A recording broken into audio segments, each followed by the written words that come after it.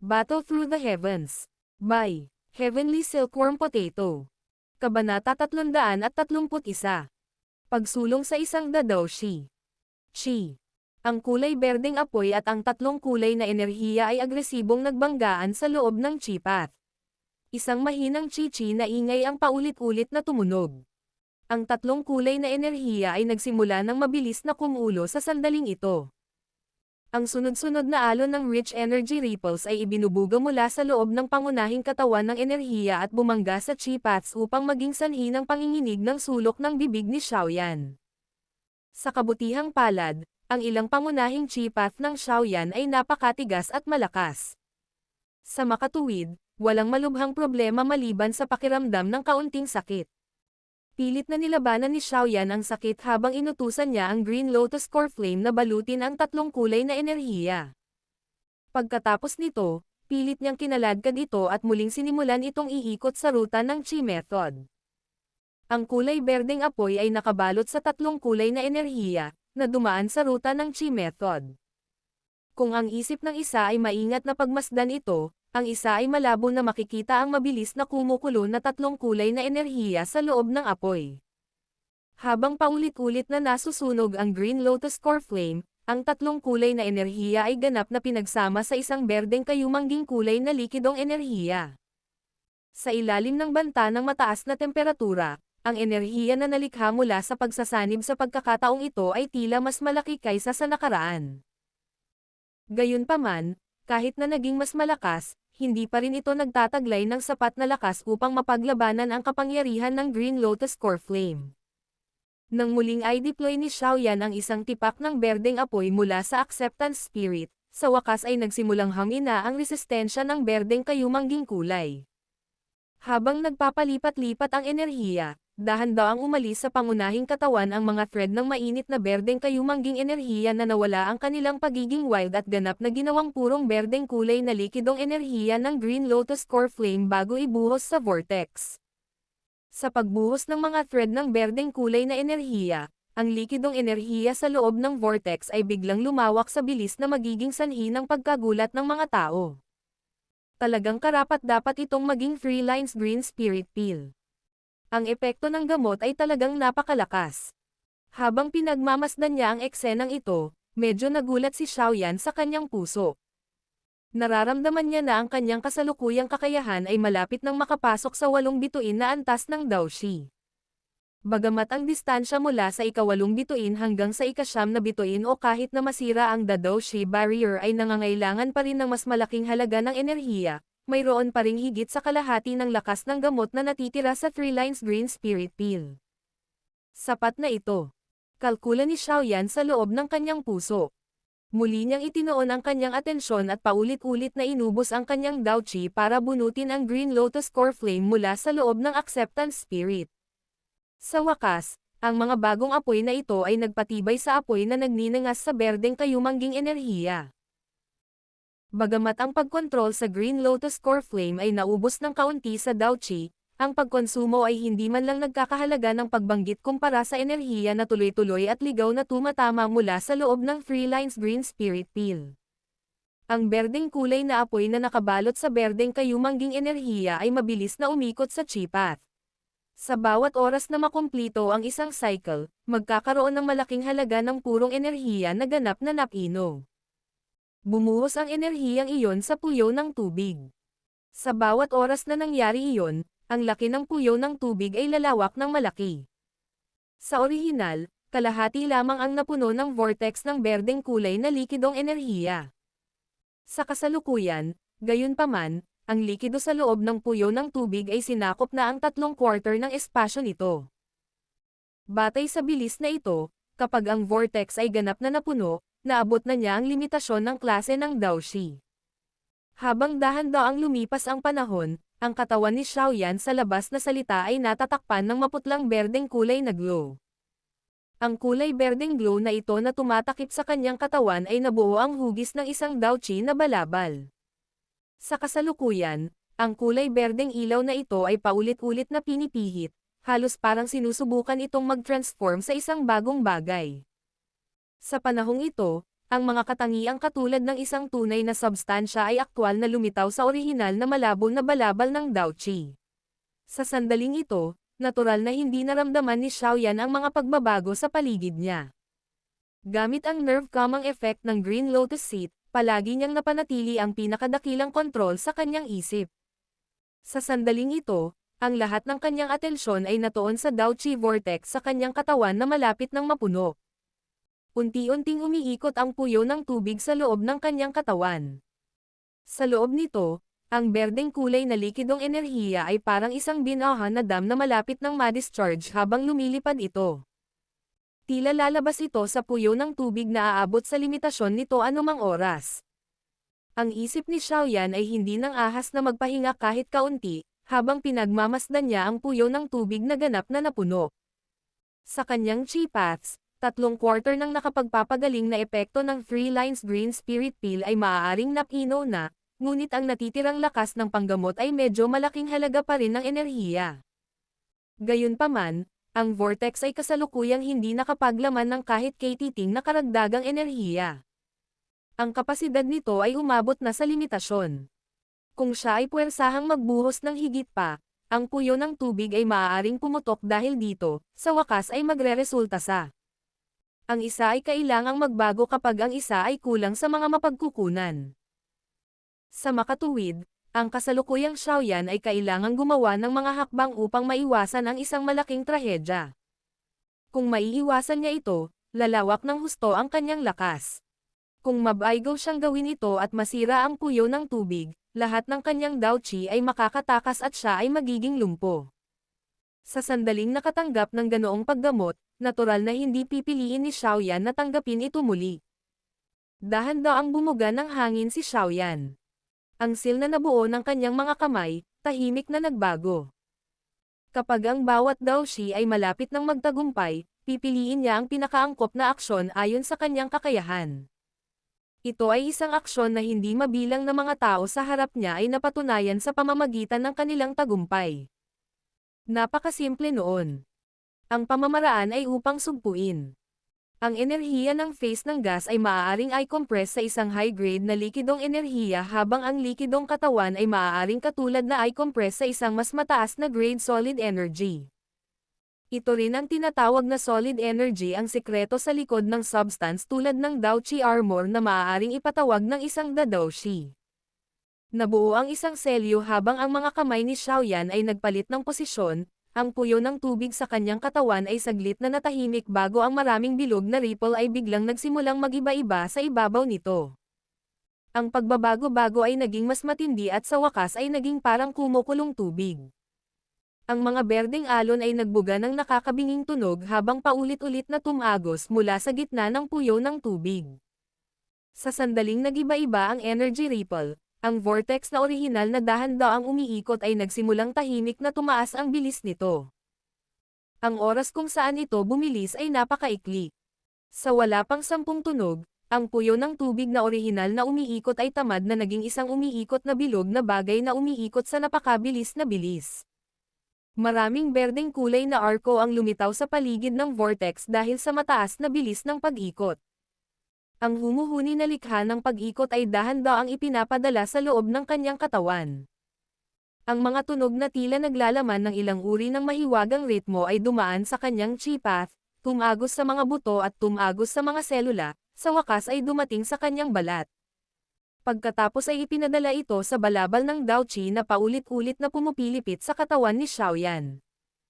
Matapos mailipat ang tunog sa balabal ng Daoqi at tumigil ang pag-twist sa huli. Ilang sandali pa, biglang kumislap ang berdeng ilaw. Ang berdeng kulay na Daoqi ay mabilis na pinaghalo, pinagsama-sama, at sa wakas ay pinagsama. Ang ningning ay nabawasan at isang kulay berdeng baluti na nagtataglay ng imahe ng apoy ay nagsimulang malabong lumitaw sa ibabaw ng katawan ni Xiaoyan sa kanyang dibdib. Bagamat ang kulay berdeng baluti na ito ay nasa simula pa lamang nito, ang malalim na maputlang berdeng maliwanag na liwanag at ang lumalabas at nawawalang malakas na enerhiya na Bamubula ay naging dahilan upang malinaw na maunawaan ng lahat na hindi ito may kukumpara sa balabal ng Daoqi mula noon. Ang hugis ng sanggol na ito na Daoqi armor ay dahan-dahang nabuo ng hindi namamalayan ni Xiaoyan. Ang loob ng katawan ni Xiaoyan ay sumasailalim din sa pagbabago ng kaluluwa.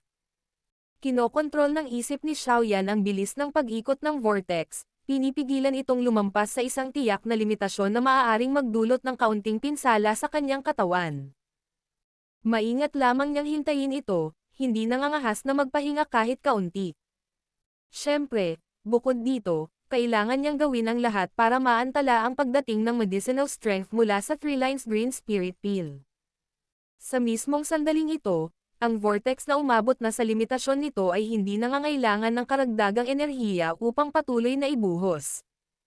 Kaya, kailangan ding hatiin ni Xiaoyan ang kanyang atensyon upang makontrol ang Green Lotus Core Flame at pigilan ito. Bagamat ang pag-alis ng Green Lotus Core Flame ay magpapahinto sa pagpipino, na magpapatigil sa patuloy na pagbuhos ng enerhiya sa puyo ng tubig, hindi matiyak ni Xiaoyan kung ang huli ay biglang maghihiwalay muli. Kung ito ay maghiwa-hiwalay at ang isang thread ng hindi nilinis na enerhiya ay mapuwersang pumasok sa puyo ng tubig, hindi ba ito haantong sa pagkasira ng equilibrium sa loob ng puyo ng tubig na ginugol ni Xiaoyan ng napakalaking pagsisikap na mapanatili? Ang pag-iisip lamang ng kahihinatnan ng pagkasira ng equilibrium ay naging sanhi ng panginginig ng puso ni Xiaoyan.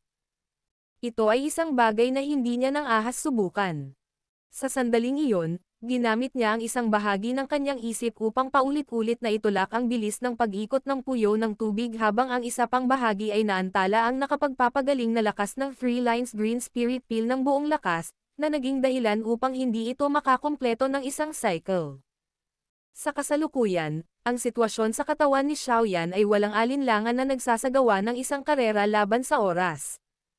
Kinailangan ni Xiaoyan na gawing solidong anyo ang likidong enerhiya sa loob ng ganap na napunong vortex bago dumating ang susunod na alon ng enerhiya.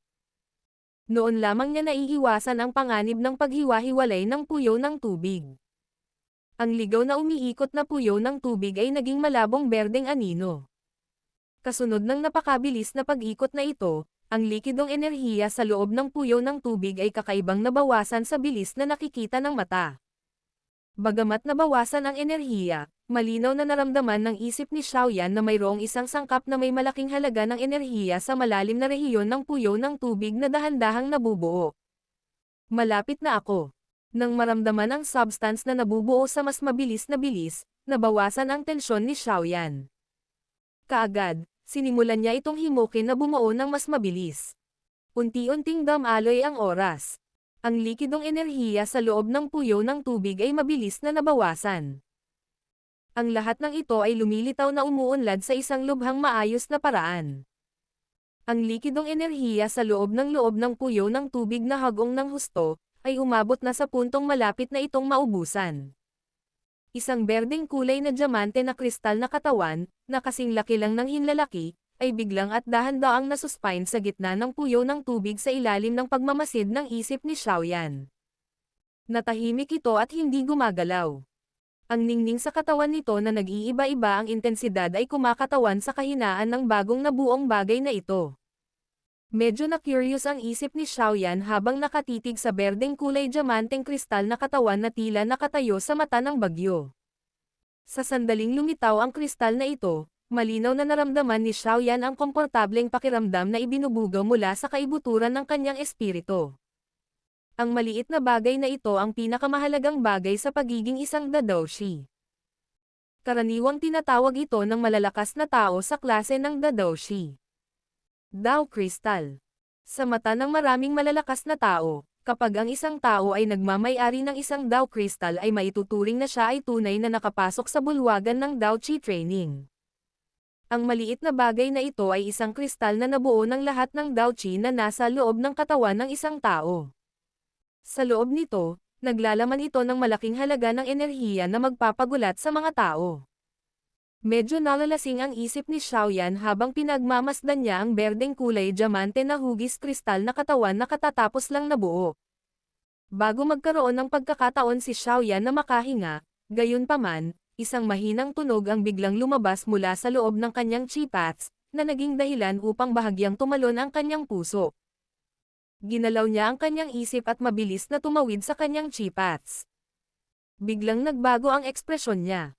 Sa loob ng chi paths, ang nakapagpapagaling na lakas ng Three Lines Green Spirit Pill, na orihinal na lubos na lumalaban sa Green Lotus Core Flame ay sa ilang kadahilanan ay piniling biglang ganap na isuko ang resistensya nito, na nagpapahintulot sa Green Lotus Core Flame na ganap na pinuhin ang lahat ng natitirang lakas ng gamot. Pagkatapos nito, ang apoy ay nagdala ng lumalakas na enerhiya at sumugod sa puyo ng tubig habang umaatungal palayo.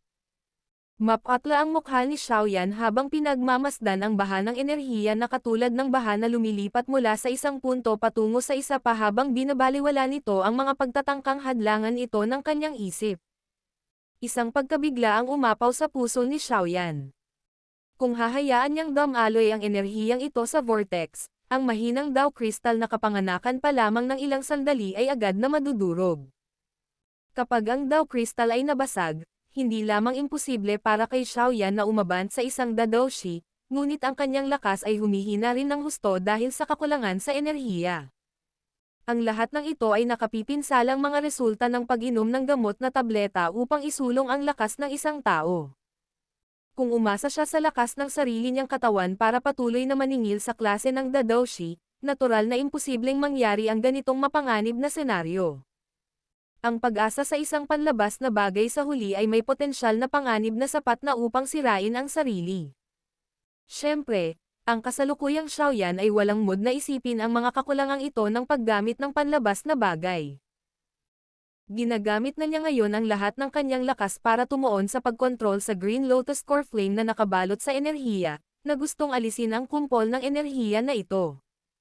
Sa kasamaang palad, ang lakas ng pag-charge ng enerhiya sa pagkakataong ito ay masyadong malaki. Bukod dito, dahil sa ito ay pino, ang purong enerhiya na ito ay mayroon ng karatula ni Xiaoyan. Sa makatuwid, ang mataas na temperatura na pagkasunog ng Green Lotus Core Flame ay nawala na ang epekto nito. Matapos subukan ang maraming iba't ibang walang kabuluhang hakbang, matatakot lang si Xiaoyan habang pinagmamasdan niya ang malaking halaga ng enerhiya na unti-unting lumalapit sa vortex. Medyo nawalan siya ng gana. Hindi niya inaasahan na talagang sisirain niya ang kanyang sarili bago siya pumunta sa Misty Cloud Sect at bago niya matalo si Nolan Yanran. Sa isang ulirat, isang imahe ang muling sumilay sa kanyang isipan. Ito ay isang flashback sa bulwagan ng Shao Clan noon. Isang binibini na may payat na pangangatawan ang nagdala ng kalungkutan at pagmamataas sa kanyang mukha. Sa bulwagan, ang bawat isa ay may iba't ibang ekspresyon. Panlilibak, pangungutya, panghihinayang, galit. Ang mga mukha ng bawat isa sa mga kumislap. Sa wakas, dumating siya sa upuan ng pinuno ng ang isang nasa katanghaliang gulang na lalaki na ang mukha ay isang interview ng berde at pula. Naniniwala ako na ang anak ko ay hindi magiging walang kwentang tao magpakailanman. Noon, pilit na tiniis ni Xiaozan ang galit at kahihiyan na naramdaman niya sa loob ng kanyang puso nang napilitang tapusin ang pakikipag-ugnayan habang siya ay mahinang nagsalita sa ganitong paraan sa binata na nakaluhod sa kanyang harapan. Isang mainit na tawa ang dahan-daang tumunog, dahilan upang dahan-daang ibinaba ni Xiaoyan, na naka-cross-leg sa Green Lotus seat ang kanyang ulo. Ama, maraming salamat po. Mahinang ungol ni Xiaoyan. Ang kanyang lalamunan ay nagbuga ng malakas na dagandong tulad ng sa isang sulok na hayop. Isang mabangis na espiritual na lakas ang sumabog sa sandaling ito. Sa sandaling tumaas ang espiritual na lakas, ang kulay berdeng apoy sa loob ng puyo ng tubig ay biglang nagsimulang pumutok tulad ng sa isang bulkan. Bumalik ka. Ang kulay berdeng apoy na sumugod na parang bulkan ay marahas na bumangga sa sumisikat na enerhiya na malapit nang pumasok sa puyo ng tubig. Ang malakas na puwersa ay direktang nagtulak ng enerhiya sa chi path sa paligid ng gilid ng vortex. Sa wakas, lumipat ito sa mga chi path na nabuksan at marahas na inilabas ang lahat ng enerhiya. Chi. Muling tumunog ang chi-chi sa loob ng kwarto. Biglang nanginig ang katawan ni Xiaoyan. Mahigit 10 mga haligi ng enerhiya ang pinalabas mula sa loob ng kanyang mga pores. Sa isang iglap, natakpan ng matinding liwanag ang buong silid. Ding! Habang ang energy light pillar na nagbabanta sa kristal na katawan ay umalis sa kanyang katawan, ang ligaw na umiikot na puyo ng tubig sa katawan ni Xiaoyan ay dahan-dahang huminto. Ang ningning ng berdeng kulay na brilyante na hugis kristal na katawan sa loob nito ay biglang lumundag. Sa loob ng silid, biglang bumukas ang mga mata ni Xiaoyan. Isang kulay berdeng liwanag ang lumabas mula sa kanyang mga mata. Sa marahang pagpindot ng kanyang mga daliri sa paa, ang kanyang katawan ay marahan na damapo sa lupa. Lumipad ang tingin ni Xiaoyan sa paligid. Ibang-iba ang presensya niya sa nangyari kahapon. Nagtagumpay ako. Dahan-daang ibinuga ni Xiaoyan ang kaba na matagal nang nasa dibdib niya. Nakaramdam siya ng matinding damdamin na hindi pa niya naramdaman sa nakaraan. Marahan na bamulong si Xiaoyan bago ang isang ligaw na kagalakan ay hindi maiwasang lumitaw kaagad sa kanyang mukha. Isang malakas na tawa ng isang nakaranas ng matinding kaginhawahan ang narinig sa loob ng silid. Sa ilalim ng malakas na tawanan, tila may matandang buntong hininga na tahimik na tumunog. Gayunpaman, agad itong natakpan ng tawa at napawi sa kawalan. Battle Through the Heavens. Kabanata 332. Pagtitiwala. Ang malakas na tawa ni Xiaoyan ay tahimik na nawala sa loob ng silid. Naramdaman niya ang pakiramdam na puno ng enerhiya ang kanyang katawan. May ngiti sa gilid ng kanyang bibig habang hinihigpitan ang kanyang kamao. Mabilis na tinakpan ng mayamang berdeng kinang ang ibabaw ng kanyang kamay. Ang berdeng glow pagkatapos ay dumidilim at unti-unting lumitaw ang isang cutting edge. Bahagyang bamuka ang mga binti ni Xiaoyan. Ang kanyang mga paa ay biglang tumapak sa lupa. Ang kanyang katawan ay tila nawala at siya ay agad na lumitaw sa isang lugar na may 1 metro ang layo mula sa kanyang dating lugar. Ang kanyang kamao ay naglalaman ng isang malakas na puwersa na pumipigil sa paghinga ng mga tao habang ito ay marahas na binasag sa isang malaking haligi sa kanyang harapan. Bang! Isang malaking tunog ang sumabog at ang mga pira-pirasong kahoy ay lumipad sa lahat ng direksyon. Itinagilid ni Xiaoyan ang kanyang ulo at tinitigan ang kanyang kamao na talagang ganap na dumaan sa haligi. Mahina siyang tumawa at dahan-daang binawi ito, nag-iwan ng bakanteng butas at ilang malalalim na linya ng bitek sa haligi. Bahagyang kumunot ang palad ni Xiaoyan. Bahagyang nakabaluktot ang kanyang mga daliri habang may malabong berdeng kinang ang tumagos sa dulo ng kanyang daliri. Ilang sandali pa, marahan niyang pinitik ang kanyang daliri at ang kulay berdeng puwersa ay bumaril na parang matalim na palaso nang umalis ito sa kanyang daliri. Kaagad, isang putok ang tumunog, na nabasag ang flower vase sa mesa hanggang sa ito ay nabasag. External emission of Dao Qi. Nang makita ang nabasag na flower vase, mahinang tumawa si Xiaoyan. Sa pag-abot sa klase ng Dao Qi, ang Dao Qi ng isang tao ay maaaring umalis sa kanyang katawan at pumasok sa panlabas na kapaligiran. Hindi na ito limitado o nakagapos ng katawan.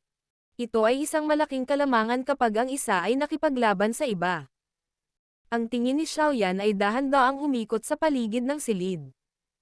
Kinumpas niya ang kanyang palad at ibinalik ang berdeng lotus seed sa kanyang singsing.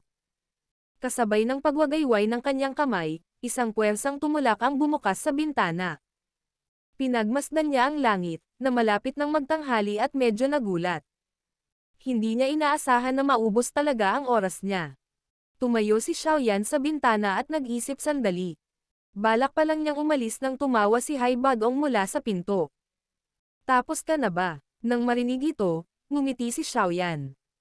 Sa lakas ni Hai Badong, natural na malinaw niyang naramdaman ang enerhiyang ripple na unti-unting bumabalik sa normal. Pagkatapos sumagot ni Xiaoyan, ang pinto ng kwarto ay itinulak ni Hai Badong. Ngumiti siya at inilibot ang tingin sa buong kwarto. Kaagad, huminto ang kanyang tingin kay Xiaoyan at nagtanong siya na may bahagyang pagtataka sa kanyang noo. Mukhang umabot na ang iyong chi sa isang Dao Qi. Bahagyang tumanggaw si Xiaoyan.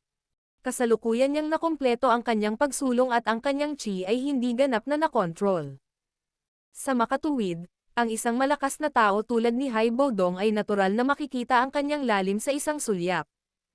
Hinimas ni Hai Badong ang kanyang balbas. Dama po ang kanyang tingin kay Xiaoyan at biglang naging kakaiba ang kanyang mga mata. Paminsan-minsan, magkadikit ang mga kilay niya. Pagkaraan ng ilang sandali, sa wakas ay dahan-dahan siyang nagsalita. Mukhang ito ang iyong tunay na lakas, di ba? Tumalon ang puso ni Xiaoyan. Hindi sinasadyang naningkit ang mga mata niya.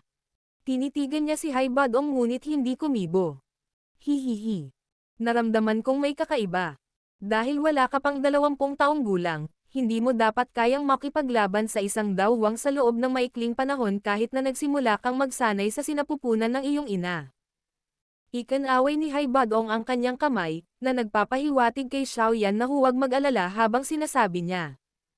Sa tingin ko ay dapat mayroong isang bagay na may napakalakas na puwersa na naruroon o nakatatak sa loob ng iyong katawan, hindi ba? Ang dahilan para magawa mong makipaglaban sa isang dawwang ay malamang na dahil umaasa ka sa lakas na ito, tama ba? Relax, wala akong ibang kahulugan sa tanong ko. Nararamdaman ko lang na unti-unting lumalago ang lakas na ipinapakita sa ibabaw mo at nahuhulaan ito. Hihihi. Pero sa hitsura nito, mukhang medyo tumpak ang hula ko. Ngumiti si Haibodong kay Xiaoyan. Bagaman ang lakas na iyon ay hindi talaga sa iyo, ang katotohanan na kaya mong kontrolin ito ay nangangahulugan na kahit ang isang dawwang ay matatakot sa iyo ng kaunti. Hanggat mayroon kang lakas sa mundong ito, makukuha mo ang paggalang at pantay na pagtrato mula sa malakas. Walang sino man ang mag-aalala tungkol sa kung saan nanggagaling ang lakas o kung ito ay pag-aari mo. Lahat ay magtutuon lamang ng lakas sa iyo o wala. Tahimik na tumanggaw si Xiaoyan. Sa katunayan, hindi alintana kung kanino ang kapangyarihan, hanggat may kayang kontrolin ito, ang taong iyon ang magiging may-ari ng gayong kapangyarihan. Malinaw na naunawaan ni Haibodong ang puntong ito. Sa makatuwid, hindi siya nag-aalala tungkol sa pinagmulan ng lakas ni Xiaoyan. Ang inaalala niya ay kung makakalaban siya ni Xiaoyan kapag ginamit ng una ang kapangyarihang iyon. Hihihi. May natanggap ako nung lumabas ako kanina. Nang makita ang ekspresyon ni Xiaoyan, matalino si Haibodong na baguhin ang paksa ng pag-uusap. Bigla siyang naglabas ng isang sinaunang engranding mukhang ulap na kulay puti na sulat mula sa kanyang bulsa. Sa ibabaw ng sulat, may nakapinta na puting kulay na ulap. Isang espada ang ipinasok sa ulap, na naglalabas ng mabangis na aura. Ito ay mula sa Mystic Cloud Sect. Nang makita ang espesyal na larawan, kumunat ang noo ni Xiaoyan habang nagtatakang nagtanong. Oo, tumanggaw si Haibodong. Ikinaway niya ang sulat sa kanyang kamay at sinabing. Ito ay isang imbitasyon mula sa Mystic Cloud Sect, na nag-iimbite ng ilan sa mga pinuno ng ilang grupo at ilang malalakas na tao. Imbitasyon. Dapat ay maaari mong hulaan na ang Mystic Cloud Sect ay masiglang nag-iimbite sa lahat ng may ilang reputasyon sa Mystic Cloud Sect bukas dahil sa tinatawag na 3-year agreement sa pagitan mo at ni Nolan Yanran. Sa tingin ko ito ay para tulungan si Nolan Yanran, ang magiging junior sect leader na ito, na magkaroon ng kaunting lakas at reputasyon. Kung tutuusin, kung hindi lang siya ang mananalo sa Misty, ang kanyang reputasyon ay mananalo sa sect. Ngunit din sa labas nito. Nakangiting sagot ni Haibodong. Hindi ba masyadong mapangahas ang Mystic Cloud Sect? Paano kung matalo si Nolan Yanran? Sino kaya ang mawawalan ng mukha? Naipit ba ang ulo ni Yunyun sa pagitan ng pinto? Malamig na tumawa si Xiaoyan. Marahil hindi talaga ito nauugnay kay Yunyun. Ayon sa alam ko, malamang na si Yunyun ay kasalukuyang wala sa Mystic Cloud Sect. Lahat ng nangyayari ay pinamumunuan ng Council of Elders ng Mystic Cloud Sect. Inilahad ni Haibodong ang kanyang mga kamay sa kanyang harapan habang siya ay sumagot. Hindi sa Mystic Cloud Sect. Ang 3-year agreement na ito ay itinuturing na isang napakahalagang kasunduan para kay Nolan Yanran. Sa ganoong pagkakataon, siya bilang guro ay wala talaga. Nang marinig ito, si Xiaoyan ay nalilito habang nagsasalita siya ng may gulat. Mukhang pagkatapos naming makilala ang dalawang mahiwagang dawwang sa Yan City, sina Yunyun at Old Man Jia ay sumugod. Ayon sa sinabi ni Jia Lao, mukhang may nahanap siya sa aming larangan ng digmaan. Pagkatapos noon, hindi na siya bumalik sa Mystic Cloud Sect. Sa tingin ko, ang nahanap niya ay dapat na may kaugnayan sa dalawang misteryosong dawwang na iyon para sa kanya. Inihayag ni Haibodong ang kanyang iniisip. Bahagyang tumanggaw si Xiaoyan habang nakahinga siya ng maluwag sa kanyang puso. Dahil wala si Yunyun sa Mystic Cloud Sect, ang panganib ng kanilang paglalakbay sa pagkakataong ito ay natural na bababa ng malaki. Pero sa palagay ko, babalik na siya sa lalong madaling panahon. Malamang na babalik siya sa Misty Cloud Sect sa loob ng 2 araw na ito. Kung tutuusin, lubos niyang pinahahalagahan si Nolan Yanran. Kaya naman, subukang huwag magtagal sa Misty Cloud Sect kapag nakumpleto mo na ang kasunduang iyon. Kung hindi, maaaring magkaroon ng hindi inaasahang pagbabago kapag bumalik siya. Paalala ni Hai Bodong. Oo, bahagyang tumango si Xiaoyan. Lumingon siya at pinagmasdan ang unti-unting pagdidilim ng kalangitan sa labas. Matapos manahimik sandali, nagpaalam siya kay Hai Bodong bago mag-isa na umalis sa inn. Nakatayo siya sa dulo ng kalye kung saan magulo ang daloy ng tao at dahan-daang bamantong hininga. Kasunod ng daloy ng tao, naglakad siya patungo sa Primer Auction House. Sa loob ng auction house, nagkataon na nakasalubong niya si Yafei na nagpapatrolya sa main hall. Nang magkita silang dalawa, hindi nila napigil ang mapangiti. Pinaalis ng huli ang mga tagasunod sa paligid niya. Sumunod si Xiaoyan sa likod ng kaakit-akit na figure na gumuhit ng mga tingin sa buong lugar anumang oras. Sa wakas, maluwag silang naupo malapit sa isang bintana sa isang tahimik na silid sa ikalawang palapag ng auction house. Nakatanggap si Yafei ng teapot mula sa isang babaeng katulong bago siya pinaalis. Siya mismo ang nagbuhos ng isang tasa ng tsaa para kay Xiaoyan at sa kanyang sarili bago sumandal sa malambot na sofa at itinaas ang kanyang magkabilang binti. Hinaplos ng kamay ni Yafei ang pisngi niya. Sa pamamagitan ng isang transparent na salamin na bintana, pinag-aralan ng kanyang tingin ang auction house sa ibaba kung saan ang mga tao ay dumarating at pupunta. Bigla niyang tinanong, "Pupunta ka ba sa Misty Cloud Sect bukas?" "Oo." Itinaas ni Xiaoyan ang tasa ng tsaa at humigop ng bahagya habang tumango. Nako, 3 taon na ang lumipas sa isang kisap mata. Ang binata noon ay lumaki na. Nilinggan ni Yafei ang kanyang ulo at tiningnan ang mukha ng ordinaryong binata. Pagkaraan ng ilang sandali, biglang lumitaw ang pamumula sa kanyang nakakaakit na magandang mukha habang sinasabi niya, "Hoy, hindi mo ba ito maaaring pansamantalang tanggalin?" Sandali na blanko si Xiaoyan. Saglit siyang nag-alinlangan bago binasa ang kamay ng kaunting tsaa. Pagkatapos nito, inilibot niya ang kanyang kamay sa kanyang leeg at agad na dahan-daang tinanggal ang maskara. Sa pagtanggal ng maskara, nawala ang ordinaryong mukha. Ang pinalitan nito ay isang maselang at makisig na mukha na naglalabas ng medyo malakas na ugali. Sa bata at gwapong mukha na ito, nakikita pa rin ni Yafei ang kaunti sa malambot na balangkas noon. Hindi kumikislap ang magagandang mata ni Yafei habang nakatitig sa pares ng malaitim na tinta ng mga estudyante. Kahit na matapos ang 3 taon ng matinding pagsasanay, ganoon pa rin siya. Mas maganda ka pa rin ngayon. Inihilig ni Yafei ang kanyang katawan, pinag-cross ang kanyang 10 daliri at inilagay ang kanyang kamay sa mesa. Ang kanyang baba ay nakapatong sa kanyang nakasabit na 10 daliri habang nakangiti siyang nagsasalita kay Xiaoyan. Pinunasan ni Xiaoyan ang orihinal na mukha na ito na matagal nang nakatago. Nakaramdam din siya ng panibagong nararamdaman sa kanya. Kapag tapos na ang usapin sa Misty Cloud Sect, saan mo balak pumunta? Uuwi ka na ba? Nakangiting tanong ni Yafei. Babalik ako. Pero pagkatapos nito, pupunta ako sa Jianan Academy. Ang Jianan Academy, ha? Natarante si Yafei nang marinig ito. Kaagad, tila may naalala siya habang mahinang sinabi. Hahanapin mo ba si Zon-er? Iyon ay bahagi ng dahilan. Napangiti si Xiaoyan. Ibinaba niya ang ulo niya at humigop ng tsaa. Dahil doon, hindi niya nakita ang pagkabigo na bumalatay sa magandang mukha ni Yafei. Ikaw ang kasalukuyang tao sa Primer Clan na may pinakamaraming kapangyarihan. Sa palagay ko sa sandaling umalis ako, gusto kitang guluhin para tumulong sa pag-aalaga sa Xiao Clan. Talagang ibabalik ko ang pabor na ito sa iyo sa hinaharap. Hinawakan ni Xiaoyan ang kanyang teacup gamit ang 2 kamay, nag-alinlangan sandali, bago sinabi kay Yafei ang dahilan kung bakit siya hinanap. Bagamat may mga tao sa mga nakilala niya sa loob ng kabisera na mas makapangyarihan kaysa kay Yafei, ang tanging mapagkakatiwalaan niya ay si Yafei na nasa harapan niya. Ibabalik ang pabor. Paano mo ibabalik ang pabor? Umikot ang maningning na mga mata ni Yafei habang nakangiti at nagtanong. Ang bagay na hiniling ko ay hindi pa nagsisimula at gusto mo nang humingi ng gantimpala.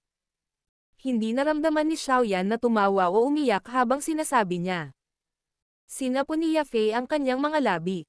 Isinandal niya ang kanyang likod sa malambot na sofa, bumungad ang isang Snow White mesmerizing arc habang sinabi niya. Sino ang nakakaalam kung kailan ka babalik pagkatapos mong umalis sa oras na ito? Ang huling pagkakataon na umalis ka, wala ka ng halos 2 taon. Natatakot ako na ito ay mas mahaba sa oras na ito. Ngumiti si Xiaoyan, ngunit hindi ito itinanggi. Inalis niya ang usapan sa paksang ito. Sa anumang kaso, nakapagbalita na siya kay Yafei. Alam ni Xiaoyan kung ano ang gagawin ng matalinong babaeng ito. Umupo silang dalawa at nagkwentuhan ng matagal hanggang sa dahan-daang umakyat ang isang hubog na buwan sa kalangitan sa gabi. Noon lamang tumayo si Xiaoyan, nagpaalam at umalis. Sa isang walang laman at tahimik na silid, isang lalaki ang magalang na naglilinis ng mesa. Paminsan-minsan, ibinaling niya ang nag-iinit na tingin sa nakakulam na babae na nakasandal sa salamin na bintana.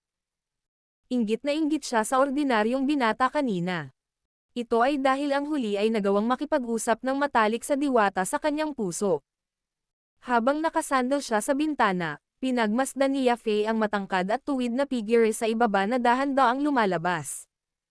Maya-maya pa, dahan-dahan siyang nakalanghap ng hangin. Bahagyang lumitaw ang kalungkutan sa kanyang napakagandang mukha. Sana maging panalo ka. Kinabukasan, isang maapoy na pulang araw ang pumutok sa mga tanikala ng abot tanaw at lumukso.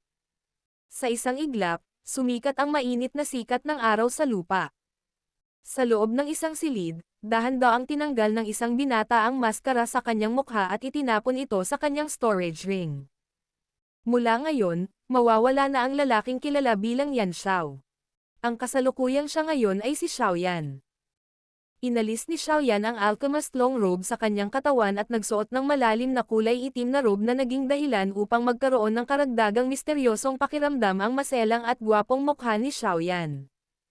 Pagkatapos gumamit ng tubig na yelo para hugasan ang kanyang mukha, itinaas ni Xiaoyan ang kanyang ulo at pinasadahan ng tingin ang medyo maputi, mislan at batang mukha sa salamin.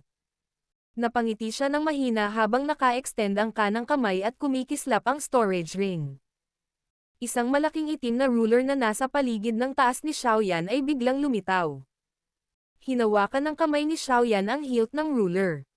Ang katawan ng pinuno ay pinaikot at isang banayad na simoy ng hangin ang nabuo mula sa pumipigil na puwersa ni Xiaoyan.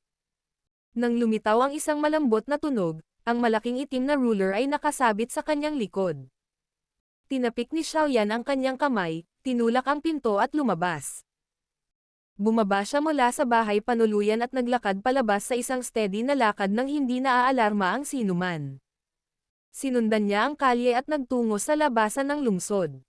Sa wakas, tumayo siya sa isang mataas na dalasdes sa labas ng lungsod.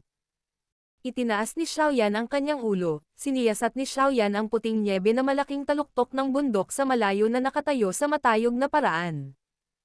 Isang mahinang tunog ng mga espada ang pumailan lang sa langit. Battle Through the Heavens. Kabanata 333. Xiao Clan, Xiaoyan. Ang pinakamalakas na paksayon sa loob ng Jiama Empire, ang Mystic Cloud Sect, ay naipasa ng walang pahinga mula sa isang henerasyon patungo sa isa pa, na nagresulta sa matandang sektang ito na nakatayo sa tuktok ng Jiama Empire. Kung hindi dahil sa mga alituntunin ng sekta, na nagbabawal sa pag-agaw ng kapangyarihan mula sa isang emperador, malamang naganap na nakontrol ng Mystic Cloud Sect ang buong Jiama Empire sa ilang pagkakataon na nagkaroon ng pagbabago sa dinastiya. Ito rin ang dahilan kung bakit ang imperial na pamilya ng bawat imperyo ay labis na natatakot sa malaking nilalang na nasa malapit. Pagdating sa henerasyong ito ng Jiama Empire Imperial Family, sa wakas ay nagtataglay sila ng lakas na maaaring maging sanhi ng paghinto ng Mystic Cloud Sect dahil sa pagkakaroon ng tagapag-alaga na si Jie Xingtian at sa proteksyon ng isang misteryosong natatanging hayop. Sa makatuwid, ang labanan ay nakaranas ng mga piling sundalo na pinadala ng pamilya ng Imperial sa paanan ng Mystic Cloud Sect na maaaring mamuhay ng payapa. Ang pamilya ng Imperial ay nagtalaga ng mga sundalo doon sa loob ng maraming taon. Ang intensyon nito ay isang bagay na halos lahat ay malinaw na nalalaman. Nagbabantay sila laban sa Mystic Cloud Sect. Sa harap ng ganoong aksyon ng Imperial Family, ang Mystic Cloud Sect ay hindi masyadong tumugon. Maliban sa ilang mga kabataang disipulo sa loob ng sekta na nakaramdam ng sama ng loob at pumunta sa kampo at lumikha ng gulo sa simula, ang mga nakatataas na echelon ng sekta ay nanatiling tahimik sa bagay na ito. Ito ay dahil alam nilang hindi matitiis ng pamilya ng imperial ang sinumang natutulog sa tabi ng kanilang sopa. Ang Mystic Cloud Sect ay nasanay na sa pagtanggap ng hinala ng Imperial Family. Hanggat hindi bumagsak ang Mystic Cloud Sect, ang puwersa ng militar sa paanan ng bundok ay hindi kailanman maglalakas loob na gumawa ng anumang posibleng mga hakbang. Wala ni isa sa mga dinastiya ng Jiama Empire ang talagang nangahas na salakayin ang Mystic Cloud Sect. Ito ay dahil malinaw na naunawaan nila na ito ay isang malaking pugad ng trumpeta. Ang isang sundot dito ay magiging sanhi ng pagbagsak ng langit. Ang Mystic Cloud Sect ay itinayo sa ibabaw ng Mystic Cloud Mountain at ang Mystic Cloud Mountain ay 10-10 kilometro lamang mula sa kabisera. Ang dalawa sa kanila ay napakalapit, katulad ng dalawang malalaking nilalang na umaasa sa isa't isa. Bagamat 3 taon nang naghintay si Xiaoyan para sa araw na ito na dumating, hindi niya ginamit ang kanyang Purple Cloud Wings para magmadali. Sa halip, dahan-dahan siyang naglakad habang patungo sa Snow White Mountain Peak na tumatagos sa mga ulap, na matatagpuan sa gilid ng kanyang paningin. Nakasuot siya ng itim na damit at may dalang malaking ruler, na parang isang asetiko. Mabagal na naglakad ang binata na nakasuot ng itim na damit sa walang harang na pangunahing kalsada. Ang malaking itim na ruler sa kanyang likod ay lubhang nakakaakit ng mata. Mula sa loob ng paminsan-minsang karwahe ng kabayo na dumarating at pumunta sa kalsada, may mga nakakagulat na titig na ibinabato sa kanya. Mukhang hindi nakita ni Xiaoyan ang mga titig na ito. Ang kanyang mga yapak ay hindi malambot o mabigat. Bagamat ang bigat ng Heavy Zuan ruler ay sapat na upang mabigla ang sinumang makatagpo nito, pamilyar na pamilyar si Xiaoyan sa bigat nito pagkatapos makipag-ugnayan dito sa loob ng 2 taon. Dahil dito, hindi siya naantala kahit kaunti sa kabila ng paglalakbay kasama nito. Mababaw na mga yabag na lamang ang natitira kung saan nakalapag ang kanyang mga paa, na walang iniwan na bakas ng awkward na tagpo noon nang may naiwan na malalim na hukay kung saan nakatapak ang kanyang mga paa. Nag-iiwan ng bakas ng paa sa bawat hakbang, kumilos si Xiaoyan sa isang matatag na bilis. Bagamat mukhang payat ang kanyang figure, nagpalabas ito ng kalmado at madaling pag-uugali na naging dahilan para mapatingin sa kanya ang mga tao. Ang paglalakad ng may mahinahong puso sa ganitong paraan ay hindi isang kabuoang pag-aaksaya ng pagsisikap sa bahagi ni Xiaoyan. Noong kalalabas pa lamang niya sa tarangkahan ng lungsod, paulit-ulit pa ring umaapaw ang mga hibla ng kanyang chi mula sa loob ng kanyang katawan dahil sa kakapasok lang niya sa klase ng Dadaoshi, na naging dahilan upang hindi sinasadyang lumayo kay Xiaoyan ang nakapalibot na dumadaan. Ang pagpindot sa chi ay hindi isang bagay na kayang tiisin ng mga Daozi na ito o ng mga hindi Daozi. Mula nang magsimulang maglakad si Xiaoyan hanggang sa sandaling ito, ang kanyang chi, na umaapaw sa kanyang katawan, ay nagsimula nang pumasok sa malalim na bahagi ng kanyang katawan. Nang tumingin muli ang isa, wala siyang nakikitang kakaiba sa isang ordinaryong tao maliban sa malaking pinuno sa likod niya. Nang masira na ng araw ang pagpigil sa abot tanaw at dahan-daang umakyat sa langit, sa wakas ay tumigil si Xiaoyan sa paglalakad. Tumayo siya sa dalasdis at pinagmasdan ang malaking paanan ng bundok na nasa gilid ng kanyang paningin. Nagsimulang lumitaw ang malalaking tolda ng hukbo sa kapatagan ng damo. Sa pamamagitan ng puting kulay na mga tolda, mahinang nakita ni Xiaoyan ang ilang mga sundalo na nag-drill. Tunay ngang gaya ng sinabi ng iba. Ang Jiama Empire Imperial Family ay naglagay ng mga elite na tropa sa paanan ng Mystic Cloud Mountain. Inalis ni Xiaoyan ang kanyang tingin, umiling, at naglakad pababa sa dalasdis.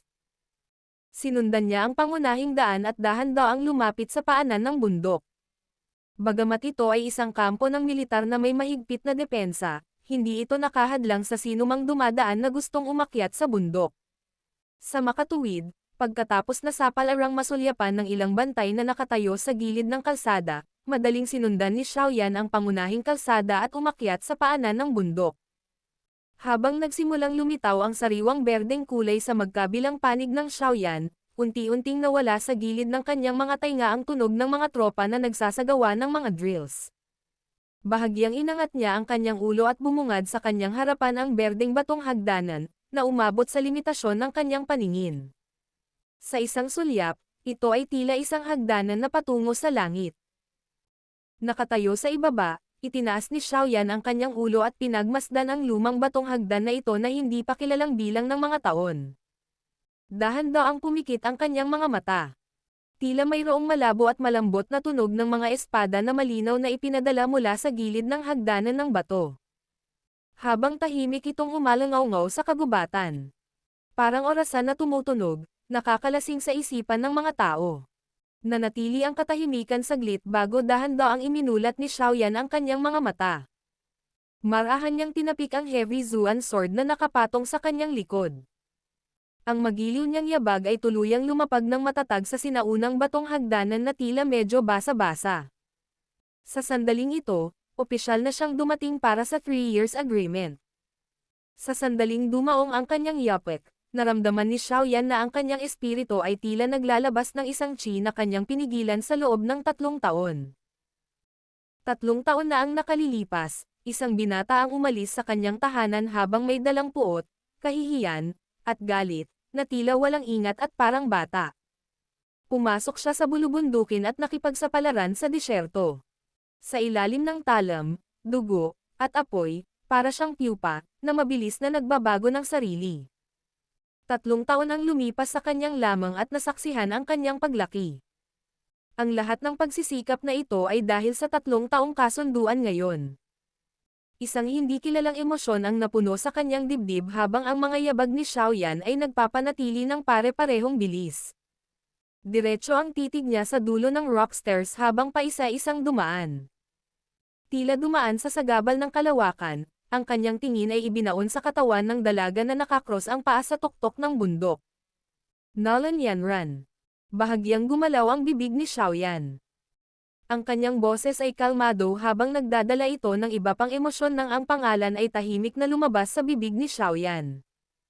Nabalot ng hamog ang dulo ng mahabang batong hagdan. Sa likod nito, ay isang malaking bukas na lupa. Ang buong lugar ay ganap na itinayo gamit ang malalaking bato ng pare-parehong kulay, na lumalabas na sinaunang at engrandi. Isang napakalaking matayog na batong monumento ang nakatayo sa gitna ng bukas na lupa. Sa batong monumento, may talaan ng mga pangalan ng mga nakaraang pinuno ng sekta at ng mga naging mahusay na paglilingkod sa sekta. Habang pinagmamasdan ng isa ang paligid ng bukas na lupa, makikita ang halos 1,000 tao na nakaupo sa itaas ng bukas na lupang ito. Ang mga taong ito ay nakaupo sa kalahating bilog. Walang pagbubukod, lahat sila ay nakasuot ng puting kulay na damit. Ang isang ulap na may mahabang espada na tumatama sa kanilang mga manggas ay lumipad sa hangin, na parang isang bagay na buhay, na bahagyang naglalabas ng mahinang kahulugan ng espada. Sa pinakamataas na lugar ng bukas na lupa, may ilang matataas na batong upuan sa tabi ng hagdan na lumihis mula sa iba. Habang unti-unting umakyat ang mga hagdan, ang mga nakaupo ay karaniwang mas matanda. Ang pinakamataas na platapormang bato ay kasalukuyang walang laman na walang tao dito. Sa ibaba nito, mayroong mahigit 10 matanda na nakasuot ng puting damit na naka-cross-legged habang nakapikit at nagpapahinga. Sa ibabaw, hindi makikita ang kahit katiting na kakaiba mula sa mga matatandang ito, ngunit ang mga balabal sa kanilang mga katawan, na parang bakal na hindi man lang kumikilos kahit gaano man ang ihip ng hangin, ay sapat na upang ipaalam sa mga tao na ang mga matatandang ito ay hindi simpleng individual. Sa ilalim ng mga matatandang ito na nakasuot ng puting damit, mayroong isang independenteng upuang bato. Nakapikit ang isang babaeng nakasuot ng moonrobe. Habang umiihip ang hangin, dumaikit ang kanyang damit sa kanyang magandang figure, na nagpapakita ng perpektong kurba at figure sa ilalim. Habang ang atensyon ng isa ay lumipat sa kalmado at walang malasakit na magandang mukha, siya ay nakakagulat na si Nolan Yanran. Bagaman halos 1,000 tao lamang ang naruroon sa itaas ng bukas na lupa, ang lugar ay ganap na tahimik. Maliban sa sipol ng hangin, wala ni katiting na kakaibang ingay na nailalabas. Paminsan-minsan, ang isang tahimik na malakas na hangin ay umiihip sa bukas na lupa. Kaagad, nakita ng mga mata ng lahat ang puting damit na umaanod, na parang mga ulap sa langit na bumababa. Ang ganitong tanawin ay talagang nakagigimbal ng masulyapan ito. Paminsan-minsan, isang tunog ng rumaragasang hangin ang biglang lalabas sa himpapawid. Kaagad, isang figure ng tao ang lilito sa matayog na dulo ng isang puno. Habang sumusulyap ang isang tao, malalaman ng isa na talagang napakaraming tao ang nakatayo sa tuktok ng ilan sa malalaking puno sa paligid ng bukas na lupa. Hindi lamang naroroon si Hai Badong, kundi pati sina Fama at Jia Xingtian. Maging si Nolan Jia kasama ang mga pinuno ng ilang angkan at ang kanilang mga pinakabatang henerasyon tulad ni Muzan na nagkaroon ng ilang salungatan kay Xiaoyan noong nakaraan, ay naroroon din. Lumilitaw na talagang napakaraming tao ang naimbitahan ng Mystic Cloud Sect sa pagkakataong ito. Ang mga figure ng tao na dumating ay hindi walang ingat na gumawa ng anumang ingay at sinira ang tahimik na kapaligiran ng bukas na lupa. Bagamat naramdaman ng ilan sa malalakas na Mystic Cloud Sect na disipulo ang mga bisitang ito na dumating, wala silang kahit katiting na reaksyon. Tahimik lang silang nakaupo na naka-cross-legged sa lupa. Lumilitaw na nakatanggap na sila ng ilang mga order. Nakatayo sa tuktok ng isang puno, dahan-daang lumipad ang tingin ni Hai Badong sa tahimik na plaza. Medyo seryoso ang mukha niya. Sa pagtingin sa mga mata ng isang malakas na taong tulad niya, natural na mahahanap ng isa ang ilan sa mga detalye na nahihirapang matuklasan ng ibang tao. Mula sa kanyang sentido, ang paghinga ng halos 1,000 Mystic Cloud Sect na disipulo ay talagang ganap na sumusunod sa parehong ritmo. Nanguna ang paghinga ng bawat isa sa kanila. Kung ang isa ay lumipat saan man, ang isa ay makakatanggap ng isang matulin at marahas na patuloy na pag-atake na parang isang bagyo.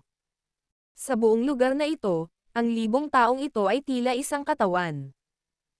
Kapag sinaktan nila, ang libo sa kanila ay sama-samang umatake. Kahit na ang isang dawwang ay kailangang pansamantalang iwasan ang kanilang cutting edge. Talagang karapat-dapat silang maging Mystic Cloud Sect. Marahan na bamantong hininga si Hai Bodong sa kanyang puso. Hindi niya maiwasang purihin sabay buntong hininga. Gaano nga ba kahirap na sanayin ang lahat ng mga alagad na ito na makipag-ugnayan sa gayong malalim na pag-unawa. Binaling ni Hai Badong ang kanyang ulo at nakipagpalitan ng tingin kina Fama at Jia Lao. Nakakita siya ng seryosong tingin mula sa mga mata ng kabilang partido. Maliwanag, ang pinag-isang malaking hanay ng Mystic Cloud Sect ay nagdulot din sa kanila ng takot sa kanilang mga puso. Ang maluwag na plaza ay ganap na tahimik. Ang oras ay dahan-dahan at tahimik na gumuhit. Ang malaking araw sa kalangitan ay dahan-daang umakyat hanggang sa tugatog nito. Ang mainit na sikat ng araw ay ibinuhos, kumalat sa buong tuktok. Sa isang pagkakataon, isang mahinang yabag ang biglang at tahimik na tumunog mula sa ibaba ng berdeng kulay na batong hagdan sa labas ng plaza. Ang malambot na tunog ay dahan-daang ipinadala, na nagdulot ng bahagyang pagbabago sa ganap na pinagsamang mga paghinga. Sa bukas na lupa, lahat ng mga disipulo ng Mystic Cloud Sect ay nagmulat ng kanilang mga mata. Nakatuon ang kanilang mga tingin sa berdeng batong hagdan. Mga yabag na hindi magaan o mabigat ang ibinubugaw mula sa lugar na iyon. Sa stone platform, unti-unti ding binuksan ni Nolan Yanran ang kanyang maliliwanag na mga mag-aaral. Napahinto ang kanyang tingin sa lugar. Sa hindi malamang dahilan, ang kanyang pusong walang malasakit ay biglang nagsimulang tumalon ng ilang beses sa hindi maayos na paraan. Ang tunog ng mga yabag ay lalong naging malapit at malinaw. Umabot ito sa punto kung saan naging sanhi ng pagdilat ng mga matandang nakasuot ng puting damit sa entablado ng bato at ibinato ang kanilang mga tingin sa parehong lugar. Mula sa malayong kalangitan, biglang bumuhos ang sikat ng araw. Dumaan ito sa takip ng maulap na patong ng ulap at nagkataon na nagliwanag sa batong hagdan. Sa lugar na iyon, ang isang matangkad at payat na figure ay nagsimulang dahan-daang lumitaw sa harap ng hindi mabilang na mga titig. Sa ilalim ng pagbabantay ng halos 1,000 pares ng mga mata sa bukas na lupa, ang binata na may itim na damit na may dalang malaking itim na ruler sa kanyang likod ay itinaas ang kanyang mga paa at umakyat sa huling hakbang ng hagdan. Walang kasiyahan o kalungkutan ang titig ng binata habang tumatawid ito sa napakalaking parisukat. Sa wakas, huminto ito sa isang magandang babae sa entablado na bato na katulad din ng paghagis sa kanya ng isang pares ng mga maliliwanag na estudyante. Dahan-daang itinaas ni Xiaoyan ang kanyang paa at pagkatapos ay ibinaba ito. Inulit niya ang parehong aksyon para sa 3 hakbang. Tanging ang malambot at malalim na tunog ng kanyang mga yapak ang dumaan sa tahimik na plaza. Nang bumagsak ang 3 hakbang, inangat ng binata ang kanyang ulo. Pinagmasdan niya ang ginang at mahinang ibinuka ang bibig. Shao Clan, Xiaoyan. Battle Through the Heavens. Kabanata 334. 3 taong kasunduan. Ang mapurol at simpleng mga salita ay dahan-daang lumipad sa malaking parisukat. Nagdulot sila ng bahagyang kaguluhan sa kalmadong kapaligiran na naroroon sa buong lupa. Sa bukas na lupa, hindi mabilang na mga disipulo ng Mystic Cloud Sect ang nagdala ng lahat ng uri ng iba't ibang emosyon sa kanilang mga titig habang nakatitig sila sa binata na may itim na damit malapit sa gilid ng hagdanan ng bato. Hindi sila pamilyar sa binatang ito na tinatawag na Xiaoyan. Ang relasyon nila ni Nolan Yanran ay naging paksa na sa pang-araw-araw na pag-uusap ng maraming alagad ng Mystic Cloud Sect. Mangyari pa, sa tuwing babanggitin ang kanyang pangalan, ang karamihan sa mga tao ay tinutukoy ito ng may panunuya. Isang anak ng isang maliit na angkan ang gustong pakasalan si Nolan Yanran na ang katayuan sa loob ng Mystic Cloud Sect ay kasing haral ng isang prinsesa. Sa mga mata ng mga taong ito, walang pag-aalinlangang lumilitaw na si Xiaoyan ay nag-overestimate sa kanyang kakayahan. Ito ay lalo na pagkatapos na ang 3 taon na kasunduan ay ikalat sa loob ng sekta. Lalong lumakas ang pangungutya na ito. Natural, isa sa mga dahilan ng panlilibak ay hindi isinama sa kanila ang pagiging seloso. Bilang junior sect leader ng Mystic Cloud Sect na hindi maabot ng marami, hindi mabilang na mga disipulo ng Mystic Cloud Sect ang tumingin sa kanya bilang Diyosa sa kanilang mga puso. Nang magkita sila, ang mga taong ito ay palaging nakaharap sa kanyang magandang mukha na nagpapanatili ng walang malasakit at makamundong ekspresyon. Ang sino mang gustong makipag-ugnayan sa kanya ay babalik sa kabiguan. Si Xiaoyan, bilang ang lalaking muntik ng maging asawa ni Nolan Yanran ay natural at madaling makakatanggap ng hindi normal na selos. Dahil sa paninibugho, kasama ang ilang chismis, ang mga disipulong ito ng Mystic Cloud Sect ay natural na magkaroon ng masamang impresyon kay Xiaoyan na hindi pa nila nakikilala. Kapag sila ay nagsalita, karamihan sa kanila ay nagpapababa sa kanya hanggat maaari, na tila hindi sila titigil hanggat hindi nila inilarawan si Xiaoyan bilang ganap na walang halaga.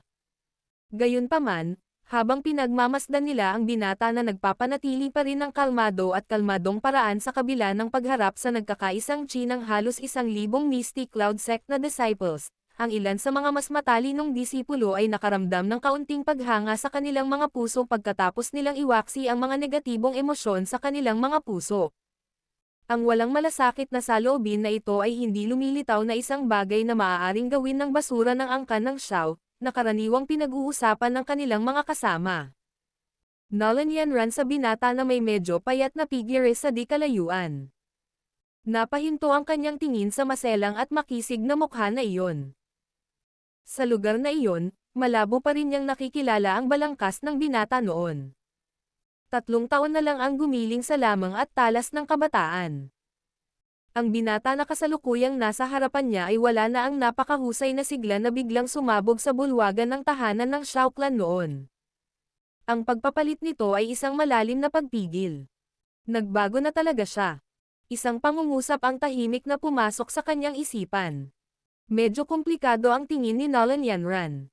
Hindi niya akalain na ang walang kwentang tao noon ay talagang makakarating sa Mystic Cloud Sect ng walang takot, lalong hindi mananatiling walang malasakit gaya ng hangin habang hindi naghahayag ng kahit katiting na pagkabalisa o pamumutla, kahit na nahaharap sa halos 1,000 disipulo ng Mystic Cloud Sect.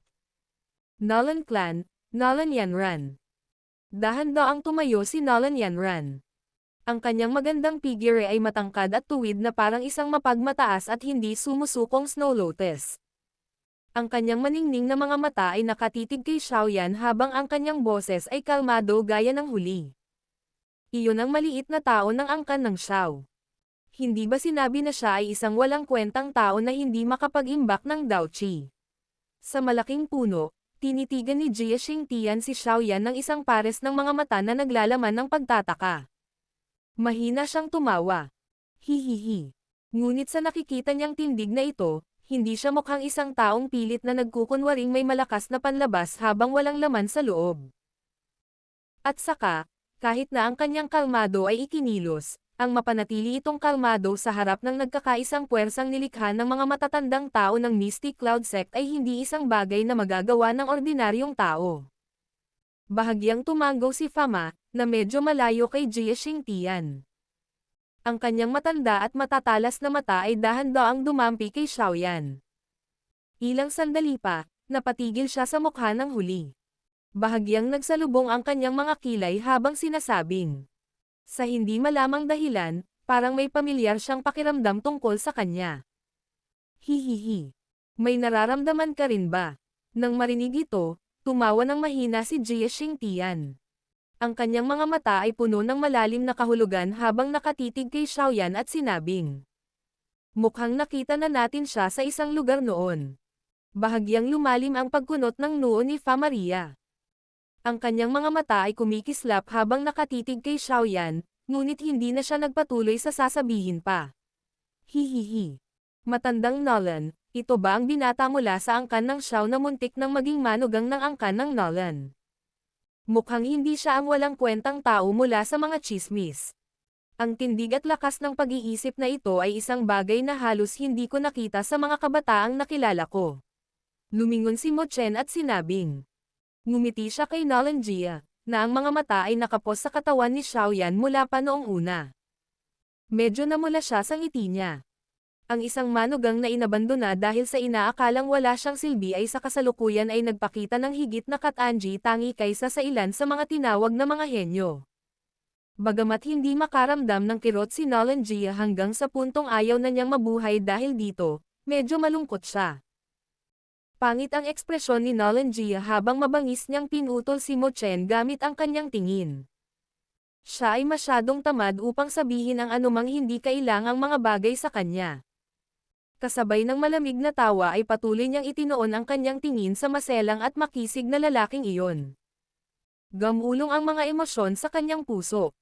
Bagamat alam na ni Nolan Jia na matagal nang tinalikuran ni Xiaoyan ang reputasyon bilang isang walang kwentang tao, ang kalmado at lakas ng pag-iisip na kasalukuyang ipinapakita ng huli ay nagdulot ng matinding pagkabigla sa kanyang puso. Sa ibabaw ng pagkabigla na ito, mahina rin siyang napabuntong hininga sa paraang nanghihinayang. Sa sitwasyon na umabot sa puntong ito, ang pagsasabi ng kahit ano pa ay hindi makakatulong na baguhin ang sitwasyon. Maaari lamang siyang umasa na ang sama ng loob sa pagitan nina Xiaoyan at Nolan Yanran ay matuno pagkatapos nitong 3 taon na kasunduan. Mas maganda kung magkasundo sila. Siyempre, ito ay maaaring isang hindi makatotohanang panaginip. Kahit na hindi na sila makakasama sa hinaharap, ang pagpapahintulot kay Xiaoyan na ihinto ang pagdadala ng puot sa Nolan clan sa hinaharap ay magiging sanhi ng tahimik na pakiramdam ni Nolan Jia. Pagkatapos ng lahat mula sa kung paano nakita ito ngayon ni Nolan Jia, ang batang ito ay karaniwang nagtataglay ng lahat ng mga kinakailangan upang maging isang malakas na tao. Isang namumukod tanging lakas ng pag-iisip, mahusay na talento sa pagsasanay at ang tiyaga na magpatuloy sa pakikibaka sa loob ng 3 taon para lamang sa isang pangako. Sa ilang mga bagay na ito, ang hinaharap na landas ni Xiaoyan tungo sa pagiging isang malakas na tao ay magiging mas maayos at walang harang. Hindi inisip ni Nolan Jia na ang pagiging pantirya ng sama ng loob ng isang binata na walang limitasyong potensyal ay isang bagay na maaaring ikasaya ng isang tao. Mukhang kailangan kong magpadala ng isang tao upang makipag-ugnayan sa angkan ng Xiao. Marahan na antong hininga si Nolan Jia sa kanyang puso habang umiiling. Itinoon niya ang kanyang atensyon sa bukas na lupa. Ang kasalukuyang siya ay maaari lamang maghintay para sa 3-year agreement na malapit nang magsimula. Pagkatayo ni Nolan Yanran, dahan-daang nagmulat ng mga mata ang 10 dagdag na puting robe na lalaki sa itaas ng plaza. Ibinato ang kanilang mga tingin sa binata na nakaitim na nakasuot sa hagdan ng bato. Habang nagpapalitan sila ng tingin sa isa't isa, nakaramdam sila ng pagtataka. Ang kawalan ng katiyakan sa kanilang mga puso ay eksaktong kapareho ng kung ano ang nasa loob ni Nolan Jia at sa iba pa. Kahit saang direksyon tingnan ang kasalukuyang Xiaoyan, hindi makikita ang basura ng Xiao clan na dumanas ng lahat ng uri ng panunuyan noon. Ikaw si Xiaoyan mula sa angkan ng Xiao. Isang matanda na nakasuot ng puting damit na nasa gitna ang nagtaas ng kanyang mga mata at tiningnan si Xiaoyan. Maya-maya, dahan-dahan niyang ibinuka ang kanyang bibig at binigkas ang mga katagang iyon. Lumipat ang tingin ni Xiaoyan sa matandang nakasuot ng puting damit sa gitna. Napagtanto niya na ang taong ito ay dapat magkaroon ng isang mataas na posisyon sa loob ng Misty Cloud Sect. Mula nang ibuka ng huli ang kanyang bibig, nanatiling tahimik ang nakapaligid na matatandang lalaki na nakasuot ng katulad na damit. Ako ang First Elder ng Misty Cloud Sect, Yunleng. Bago pa makasagot si Xiaoyan, nagpatuloy lang ang matanda sa gusto niya at sinabing, ang pinuno ng sekta ay hindi pa bumabalik ngayon. Sa makatuwid, ang 3 taon na kasunduan sa pagkakataong ito ay pangungunahan ng matandang ito. Ang layunin ng kompetisyon sa pagkakataong ito ay upang matuto sa isa't isa. Itigil kapag ang buhay at kamatayan ay idinidikta ng langit. Isang mahinang boses ang biglang tumunog, na pumutol sa mga salita ni Yunleng. Ang mga tingin sa bukas na lupa ay napalingon sa boses. Sa wakas ay huminto sila sa katawan ng tahimik na binata na nakasuot ng itim. Magkaiba lahat ng ekspresyon nila. Hindi inaasahan ng maraming tao na sasabihin talaga ni Xiaoyan ang mga ganoong salita. Dapat malaman ng isang tao na ang kanyang kalaban ay ang kahalili ng Mystic Cloud Sect na pinagtuunan ng pansin ng sekta sa pag-aayos. Hihihi. Isang matapang na binata. Sa itaas ng matataas na puno, hindi napigilan ng ilang matatandang lalaki na may kakaibang karakter. Ang ilan sa kanila ay nagtaas pa ng kanilang mga hinlalaki kay Xiaoyan. Bahagyang umangat ang mga mata ni Nolan Yanran. Pinagmasdan niya ang nakaitim na binata sa kanyang harapan. Sa loob ng maitim na mga mata ay tila isang pumipintig at pabago-bagong liwanag, na mahirap itago. Iyon ba ang sama ng loob? Maya-maya pa, tumanggo siya. Ang cool ng boses niya. Ayon sa gusto mo. Nang marinig ang tugon ni Nolan Yanran, bahagyang pinagdikit ni Yunleng ang kanyang mga kilay. Ang biglaang pagkagambala mula kay Xiaoyan ay naging dahilan ng pagkadismaya nitong First Elder na may mataas na posisyon sa Misty Cloud Sect. Alam din niya na matagal nang tinanggal si Xiaoyan sa kanyang reputasyon bilang basura. Gayunpaman, hindi rin mas mababa ang talento ni Nolan Yanran kaysa sa kanya. Bukod pa rito, naroon ang Misty Cloud Sect na nag-aayos sa kanya. Ang paglaki ng kanyang lakas ay matatawag na napakabilis. Kung sila ay lalaban, si Yunleng ay hindi optimistiko sa mga pagkakataon ni Xiaoyan. Bata, dapat lagi kang mag-iwan ng kaunting pahinga sa lahat ng iyong ginagawa. Ngunit dahil humiling ka na, gawin mo ang gusto mo. Buhay at kamatayan ang itatakda ng langit. Ikanaway ni Yunleng ang kanyang mga kamay at mahinang sinabi. Isang arko ang itinaas sa sulok ng bibig ni Xiaoyan. Sa puso niya, hindi niya mapigil ang tumawa ng malamig. Mag-iwan ng kaunting pahinga. Noon, walang awa si Nolan Yanran. May humiling ba sa kanya na mag-iwan ng ilang silid para sa iba? Dahan-daang hinawakan ng kamay ni Xiaoyan ang hilt ng ruler. Bigla niya itong inilabas at dinala ng heavy Zuan ruler ang tunog ng hanging pinipiga. Nakahilig ito sa lupa at isang simoy ng hangin ang nalikha mula sa katawan nito, na hinahalo ang lahat ng alikabok sa lupa. Isang malabong berdeng kulay na daochi ang bumabalot sa ibabaw ng kanyang katawan habang nakatitig si Xiaoyan kay Nolan Yanran. Pumunta ako ayon sa 3 taon na kasunduan. Ngayon, ayusin natin ang lahat ng nakaraan nating sama ng loob. Pakibayaran ang lahat ng kahihiyan na ibinigay mo sa Xiao Clan noon. Iniabot ni Nolan Yanran ang kanyang kamay at isang emerald-colored storage ring ang kumikinang sa kanyang daliri. Isang mahabang maputlang berdeng espada ang lumitaw. Ang talon ng espada ay bahagyang tumagilid, na sumasalamin sa isang siksik na lamig sa ilalim ng pagbuhos ng sikat ng araw. Nolan Yanran sa pares ng maitim na mga mag-aaral. Napabuntong hininga siya ng mahina habang mahinang sinabi. Ako na ang mamamahala sa sarili kong kasal. Kahit 3 taon na ang lumipas, hindi ko akalain na may nagawa akong mali noon. Karapatan kong piliin ang kapalaran ko. Marahil ang ilan sa mga aksyon ko ay hindi nararapat noong ako ang pumipili, gayunpaman, iniisip ko na pipiliin ko pa rin ito kahit na maibabalik ko ang nakaraan. Ang iyong mga aksyon ay hindi naaangkop. Tumawa ng mahina si Xiaoyan. Isang simpleng hindi naaangkop na aksyon at gusto niyang umiwas sa sarili niyang bastos at hindi makatwirang pag-uugali. Hindi ba ito masyadong simple?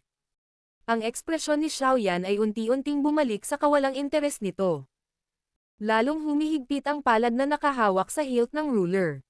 Ilang sandali pa ay biglang humakbang pasulong ang kanyang paa.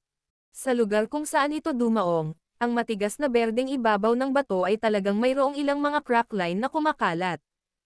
Isang mabangis at umuusad na berdeng kulay na daochi na naglalaman ng ilang berdeng kulay na apoy na panla ay marahas na lumundag sa ibabaw ni Xiaoyan. Magsimula na tayo. Battle Through the Heavens. Kabanata 335. Nolan Yanran, natalo. Nang maramdaman ang pagtaas ng malakas na daochi sa katawan ni Xiaoyan, ang pagtataka ay bumalatay sa mga mag-aaral ni Nolan Yanran. Ang binata na ito na nagtiis ng mga mababaw na tingin at pangungutya sa angkan ng Xiao noon ay talagang ibang-iba na ngayon.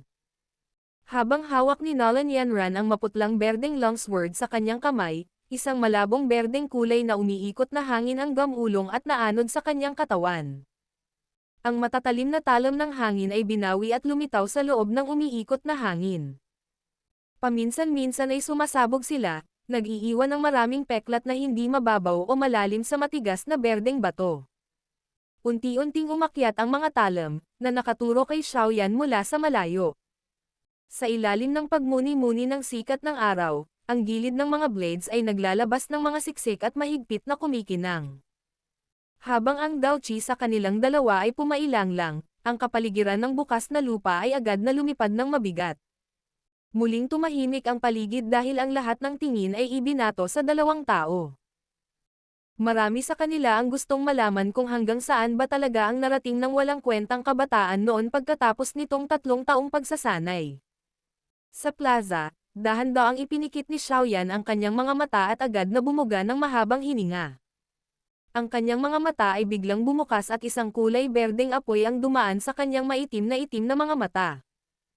Ang daochi sa kanyang katawan ay muling naging mas malalim sa sandaling ito. Ang palad ni Xiaoyan ay mahigpit na nakahawak sa hilt ng ruler at naramdaman ang mabigat na pakiramdam na paulit-ulit na ipinapadala sa kanya.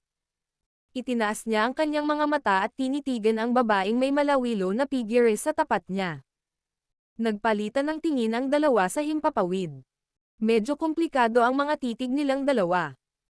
Kapag nakumpleto na ang 3 taon na kasunduan, ang sama ng loob sa inyong dalawa ay ganap na maaayos. Sana pagtatapos ng araw na ito, lahat ng hindi pagkakaunawaan. Sa stone platform, tinitigan ni Yunleng ang 2 tao na nagbibigay ng tight sa isang tat. Marahan siyang umubo. Gayunpaman, bago pa niya masabi ang lahat ng gusto niyang sabihin, naging pangit na naman ang kanyang ekspresyon habang pinipigilan ang kanyang bibig. Ito ay dahil si Xiaoyan, na nasa open ground, ay hindi na pinansin ang kanyang mga salita sa ilalim ng panonood ng hindi mabilang na mga tingin. Siya ang unang bumasag sa pagkapatas ng kanilang kahanga-hangang presensya. Inindayog ni Xiaoyan ang mabigat na ruler at ang kanyang katawan ay biglang naging itim na anino habang marahas niyang sinugod si Nolan Yanran. Laban tayo. Nolan Yanran. 3 taon na. Habang umaalingaw-ngaw ang itim na anino, isang mahinang dagandong na pinigilan sa loob ng 3 taon ay hindi sinasadyang lumabas mula sa kanyang lalamunan. Sa ilalim ng tingin ng lahat sa bukas na lupa, ang itim na anino ay parang isang galit na magical beast. Ang heavy Zuan ruler ay malumanay na nakapatong sa lupa. Sa daan, nag-iwan ito ng mahabang trail ng sparks at malalim na peklat sa berdeng ibabaw ng bato. Nolan Yanran habang nakaharap sa itim na anino na direktang sumugod sa kanya. Ang kanyang chi method ay sa wind affinity. Sa makatuwid, ang kanyang bilis at mabilis na liksi ay mga bagay na napakahusay niya. Nang malapit na si Xiaoyan sa layong 10 metro mula sa kanya, sa wakas ay kumilos si Nolan Yanran. Ang kanyang mga daliri sa paa ay dahan-dahang dumaikit sa ibabaw ng lupa at ang kanyang katawan ay parang isang dahon na nalalagas sa gitna ng isang marahas na bagyo, hinaanod at umiiwas. Sa isang kisap mata, sinalubong niya ang kulay itim na figure ng tao na nagmamadaling dumaan sa isa't isa.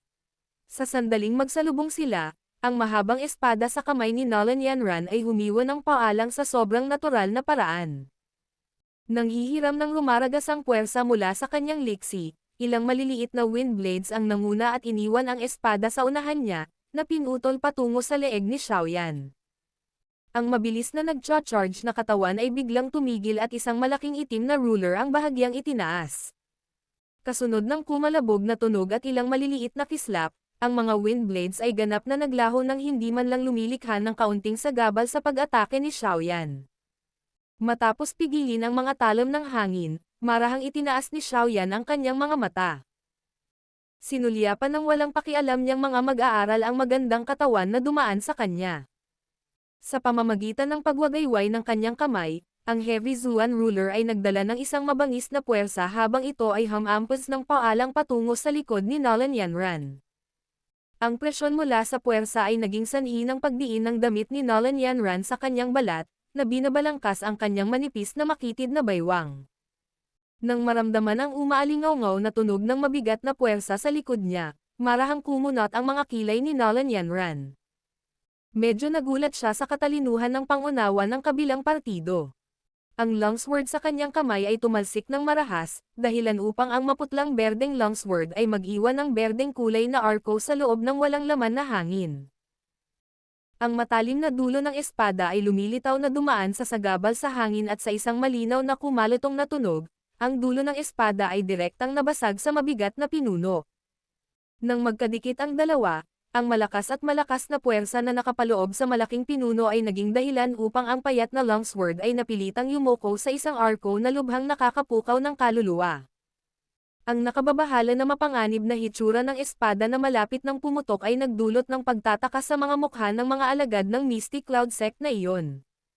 Matapos ibuhos si Dao Qi sa katawan ng espada, sapat na ang lakas ng espada upang makatanggap ng napakalakas at mabigat na puwersa. Gayunpaman, sa unang pakikipag-ugnay, ang mahabang espada ay napilitang yumoko. Mula dito, makikita kung gaano kakilakilabot ang puwersang nakapaloob sa malaking ruler na kulay itim. Bagaman ang mahabang salita ay nabaluktot sa isang nakababahala na arco, sa huli ay hindi ito nasira dahil dito. Nang malapit nang idiin ang dulo ng espada sa braso ni Nolan Yanran, marahang idiniin ng huli ang kanyang mga paa sa lupa. Ang berdeng kinang sa longsword ay tumaas. Ang biglaang enerhiya surge flicked ang mabigat na ruler sa tabi ng isang putok. Nang hihiram ng puwersang nagtutulak sa pagitan nilang dalawa, si Nolan Yanran ay pumailan lang sa hangin. Seryoso ang maganda niyang mukha. Ang mahabang espada sa kanyang kamay ay biglang nanginig ng mabilis. Kaagad, nagsimula itong dahan-dahang umikot. Sa bawat oras na ang mahabang espada ay gumagalaw ng kaunti, ito ay mag-iiwan ng anino ng espada pagkatapos ng imahe na tila mahalaga. Wind Spirit Fractal Sword. Talagang hindi inaasahan na matagumpay na natutunan ni Senior Sister Nolan ang isang Middle Zuan class Dao technique tulad ng Wind Spirit Fractal Sword. Siya ay talagang pinagmumulan ng paghanga. Nabalitaan ko na si Senior Sister Nolan ay nagawang umabot sa puntong lumikha ng 5 larawan ng espada pagkatapos matutunan ang Wind Spirit Fractal Sword sa loob ng 1 taon. Halos 2 taon na akong nag-training, pero 4 lang ang magagawa ko. Kakasimula pa lang, gumamit na talaga si Senior Sister Nolan ng Dao technique ng klase na ito. Sa tingin ko gusto niyang mabilis na tapusin ito, hindi ba? Malas talaga ang lalaking iyon mula sa Xiaoyan. Nang ipakita ni Nolan Yanran ang kakaibang Dao technique na iyon, hindi napigilan ng alagad ng Mystic Cloud sect na nasa ibaba na magbulungan ng pribado sa kanilang mga sarili sa kanilang pagkabigla. Nang makita ang kanilang ugali, mukhang nakilala nila ang background ng Dao technique na ipinakita. Bukod dito, ang Dao technique na ito ay malamang na isang bagay na itinuturing na isang bagay na mahirap maging bihasa. Hindi lamang ang mga disipulong ito, ngunit kahit na ang ilan sa 10+ puting nakadamit na matatanda sa entablado ng bato ay bahagyang tumanggo. Ang mabigat na pinuno ay nakapasok sa lupa habang itinaas ni Xiaoyan ang kanyang ulo. Sa singkit na mga mata, pinagmasdan niya ang enerhiya pagkatapos ng mga imahe na unti-unting lumilitaw kasunod ng paggalaw ng mahabang salita ni Nolan Yanran. Sa pag-asa sa kanyang namumukod tanging pangunawa, naramdaman niya na ang ilang mga after-image ay naglalaman ng malaking halaga ng enerhiya sa loob ng mga ito. Siya ay karapat-dapat na tawaging junior sect leader ng Misty Cloud Sect. Nagagawa niyang gumamit ng napakalakas na Dao technique ayon sa gusto niya. Hinawakan ni Xiaoyan ang hilt ng Heavy Zuan ruler sa kanyang palad. Dahan-dahan siyang umikot ng kalahating bilog habang nasa lupa. Kaagad, tumapak siya ng malakas sa lupa at isang pagsabog ng enerhiya ang sumabog mula sa kinaroroonan ng kanyang paa, na hinayla ang lahat ng tingin sa bukas na lupa. Kasunod ng pagsabog, hiniram ni Xiaoyan ang masasalamin na enerhiya mula rito at ang kanyang katawan ay biglang bumaril ng marahas at direkta kay Nolan Yanran sa himpapawid. Ang berdeng kulay na Dao Qi ay lumundag at ang mga sinulid ng apoy na mga panla ay kakaibang nakapulupot sa katawan ng pinuno. Gayunpaman, nakatago sila sa ilalim ng kulay berdeng Dao Qi at mahihirapan ang isa na matuklasan ang mga ito kung hindi gagawa ng maingat na inspeksyon. Bahagyang pinagdikit ni Nolan Yanran ang kanyang mga kilay habang sinulyapan si Xiaoyan na marahas na bumaril sa kanya mula sa ibaba. Hindi tumigil ang paggalaw ng longsword sa kanyang kamay dahil dito. Ang kanyang mga paa ay tumapak sa walang laman na hangin at ang isang maputlang berdeng kulay na Dao Qi ay tumalsik mula sa kanyang mga paa. Kaagad, bumuo ito ng malalaking matatalas na wind blades at marahas na hamampas kay Xiaoyan. Nang maramdaman ang rumaragasang hangin ng mga talom ng hangin mula sa itaas ng kanyang ulo, itinaas ni Xiaoyan ang kanyang kamay at walang nangyari kahit isang segundo. Pagkatapos, isang puwersang nagtutulak na bumaril sa itaas ni Xiaoyan ay lumundag mula sa palad ni Xiaoyan. Ang malaking grupo ng mga wind blades ay ganap na nawala sa pamamagitan ng puwersang ito ng pagtulak bago sila makarating kahit saan malapit sa Xiaoyan. Dahil sa puwersang ito ng pagtulak, bahagyang bumagal din ang charging figure ni Xiaoyan. Muling hihiram si Xiaoyan ng isang napapanahong puwersa habang naghahanda siyang harangin si Nolan Yanran sa pagkumpleto ng kanyang Dao technique nang biglang tumunog ang isang malinaw na sigaw mula sa isang lugar na hindi kalayuan sa itaas niya. Wind Spirit Fractal Sword. Nang bumagsak ang sigaw, ang mahabang espada sa kamay ni Nolan Yanran ay biglang tumutok kay Xiaoyan sa ibaba. Dahan-daang idiniin ng kanyang mga paa ang bakanteng hangin at isang mahinang simoy ng hangin ang lumitaw sa ilalim nila. Hiniram ang simoy na ito, si Nolan Yanran ay mabilis na umatras. Bahagyang nanginig ang 5 malabong energy sword after images na naiwan sa kalagitnaan ng hangin. Sunod-sunod, marahas nilang binaril si Xiaoyan sa ibaba. Ang malabong mga espada na binubuo ng enerhiya ay tila na punit na espasyo habang ang isang maputlang berdeng kulay na arko ng enerhiya ay nagsimulang kumalat mula sa dulo ng espada. 5 anino ng espada na nakaugnay ang mga dulo sa hilt ng isa na parang bumabagsak na bituin mula sa langit. Sa bahagyang pagkunot ng noo, biglang naglabas ng puwersa ang palad ni Xiaoyan. Hiniram ng kanyang katawan ang lakas ng pagtulak ng puwersa para mabilis na umatras. Ang 5 malabong enerhiya ng mga espada ay nagkataon na tumama sa ibabaw ng kanyang katawan at ang matalim na hangin nito ay naging dahilan upang makaramdam ng matinding sakit ang balat ni Xiaoyan. Nolan Yanran ay naging kalahating bilog sa himpapawid. Kaagad, siya ay naging tulad ng isang puting kulay na lotus habang siya ay lumapag sa lupa sa isang magaan at maliksi na paraan. Bigla niyang ikanaway ang kamay niya pahiga. Habang ginagawa niya iyon, ang mga blur na energy sword na nalampasan ay talagang tumalikod at muli ay marahas na sinaksak patungo kay Xiaoyan na nasa himpapawid, nang walang anumang punto para ay pivot ang sarili. Pagtingin sa malabong enerhiya ng mga espada na muling tumusok sa kanya, medyo nagulat si Xiaoyan. Agad siyang napakunot ng noo habang umiikot ang sulok ng tingin sa kanya. Dahil nasa kalagitnaan siya ng hangin, talagang nahirapan siyang iwasan ang matulin at bigla ang pag-atake nitong malabong enerhiya na espada sa pagkakataong ito maliban kung ginamit niya ang Purple Cloud Wings. Dahil hindi ako makaiwas, pilit kong tatanggapin ito. Habang ang intensyon na ito ay nahulog sa kanyang puso, Ang kulay berdeng Daochi sa mabigat na pinuno sa kanyang kamay ay biglang pumailang-lang. Ang napakalaking enerhiya na iyon na biglang pinakawalan ay naging sanhi ng hindi mabilang na mga tao sa ibaba ang nagtatakang mga mukha. Ang berdeng kulay na mga panla ng apoy ay kumikislap at bumangon. Habang iniindayog ang mabigat na pinuno, nagdala ito ng isang malakas na puwersa habang marahas nitong binasag ang malabong enerhiya ng mga espada sa harap ng mga nabiglaang tingin sa ilalim niya. Bang! Nang magkadikit ang dalawa, isang malakas na pagsabog ng enerhiya ang tumunog sa bakanteng espasyo sa itaas ng bukas na lupa. Ang matinding berdeng ilaw ay naging sanhi ng ilang mga tao na hindi sinasadyang pumikit. Tahimik na nakatayo si Nolan Yanran sa parehong lugar habang iniangat niya ang kanyang ulo upang pagmasdan ang kalangitan. Ang tumatagos na berdeng ilaw ay tila hindi naging hadlang para sa kanya habang ang kanyang maliliwanag na mga mag-aaral ay nakatingin sa lugar kung saan nangyari ang pagsabog. Malinaw na naiintindihan niya kung anong uri ng kapangyarihan ang taglay ng Wind Spirit Fractal Sword. Ang suntok kanina ay isang bagay na kahit isang 7-star Daoshi ay mahihirapan ng lubusang makayanan. Kung nagawa ni Xiaoyan na labanan ang welga na ito, halos matansya rin ni Nolan Yanran kung hanggang saan ang naabot niya sa loob ng 3 taon na ito. Ang berdeng ilaw ay unti-unting nababawasan sa kalangitan. Isang itim na anino ang biglang bumaril ng paputok patungo kay Nolan Yanran na nakatayo sa lupa. Isang malakas na tunog ng pagkompres ng hangin ang nagdulot ng sakit sa eardrum ng isang tao. Ang bilis ng marahas na pag-atake ng kulay itim na anino ay nagdulot ng bahagyang pagbabago sa magandang mukha ni Nolan Yanran. Ang kanyang mga daliri sa paa ay nakadikit sa lupa habang siya ay agad na umatras ng halos 10 metro na ang kanyang katawan ay lumilitaw na tila ito ay dumadaos-dos sa lupa. Bang! Marahas na bumagsak sa lupa ang kulay itim na anino at malakas na binasag sa lugar kung saan dumaong si Nolan Yanran kanina. Kaagad, isang matinding tunog ang umalangaw-ngaw sa buong parisukat.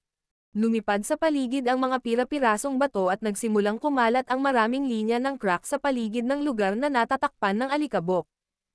Unti-unting huminto ang umaatres na katawan ni Nolan Yanran. Mahina niyang pinagmasdan ang lugar na puno ng alikabok. Sa ganoong bilis ng pag-atake, hindi ito lubos na posibleng magdulot ng malaking banta sa isang tulad niya na nagsanay sa isang Wind Affinity Chi method. Marahang iwinagayway ni Nolan Yanran ang kanyang maluwang na malalaking manggas.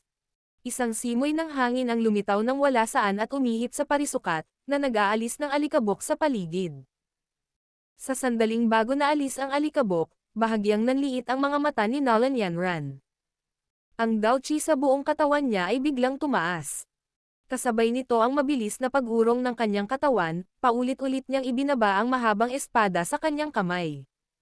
Maraming matutulis na fragment ng espada ang lumitaw sa rutang ginamit niya upang hilahin pabalik. Sa mismong sandali nang umatras si Nolan Yanran, isang itim na figure mula sa loob ng alikabok ang muling bumaril ng paputok pasulong. Sa pagkakataong ito, ang bilis ay lumilitaw na agad na naging maraming beses na mas mataas kaysa sa dati. Ang nakakatakot na bilis ay naging sanhi ng paglitaw ng itim na anino na parang kumikislap. Lumitaw ang ilang ilusyonaryong anino bago siya lumapit kay Nolan Yanran. Ang Windblade blockade na inilagay niya kanina ay ganap na nabasag ng una sa pinakamarahas na paraan. Medyo magandang bilis, ngunit paano ito biglang tataas ng ganito? Isang kaseryosohan at kaunting kawalan ng katiyakan ang bumungad sa kanyang magandang mukha habang si Nolan Yanran ay tahimik na bumulong sa loob ng kanyang puso. Sinulyapan ng kanyang mga mata ang itim na anino na tila nakakatakot habang umaagos ito. Nag-iisip pa lang siya na gumawa ng mga nakakasakit na hakbang nang biglang may malamig na pakiramdam na lumabas sa kanyang balat. Bigla siyang napalingon. Isang itim na anino ang lumitaw sa likod niya na parang multo. Itinaas ng itim na anino ang ulo nito, inilantad ang walang pakialam na mukha ni Xiaoyan. Ang kasalukuyang sa kanya ay ang kanyang mga kamay ay mahigpit na nakakuyom sa mga kamao. Ang malaking itim na kulay na heavy Zuan ruler ay tuluyan nang nawala. Hiniram ng kanyang kamao ang puwersa mula sa kanyang kalahating umiikot na katawan nang marahas nitong binasag ang likod ni Nolan Yanran habang may dalang nakakatakot na puwersa. Ang espasyo kung saan dumaan ang kamao ay talagang naglabas ng isang nakakatalam na pagsabog ng enerhiya. Ang suntok na ito ay talagang ganito kalakas. Octane Blast. Isang mahinang dagandong ang tumunog sa puso ni Xiaoyan. Ang puwersang nakapaloob sa kamao ay muling pumailan lang. Sa wakas, malakas nitong binasag ang likod ni Nolan Yanran sa harap ng mga nakatulala na tingin ng mga disipulo ng Misty Cloud Sect sa paligid nila. Ang nakakasindak na puwersa ay direktang nagdulot ng magandang katawan ni Nolan Yanran na itinapon sa himpapawid na parang saranggola na naputol ang mga string. Para siyang mahinang bulaklak na kinukusot ng marahas na hangin. Dahan-daang bamantong hininga si Xiaoyan. Unti-unti niyang ibinuka ang kanyang kamao at sinenyasan ang kanyang kamay. Lumipad ang itim na anino na bumaril kay Nolan Yanran kanina. Agad naman itong ipinasok ng mabigat sa berdeng bato sa harapan niya. Ang malaking anino na nakakuha ng atensyon ni Nolan Yanran kanina ay ang Heavy Zuan ruler na ito. Si Senior Sister Nolan ay natalo. Hindi mabilang na nakatulala ang mga tingin kay Nolan Yanran na nahulog mula sa himpapawid na parang paro-paro na nawalan ng mga pakpak. Puno ng hindi makapaniwala ang kanilang mga mukha. Ang junior sect leader na ito ng Misty Cloud Sect ay talagang napakadaling talunin. Sa stone platform, si Yunling at ang iba pang matatanda ay kalmadong pinagmamasdan si Nolan Yanran na dahan-daang bumababa. Kung ang isang tao ay nag-iisip na siya ay madaling matalo, ang isa ay talagang minamaliit ang pagsasanay ng Misty Cloud Sect.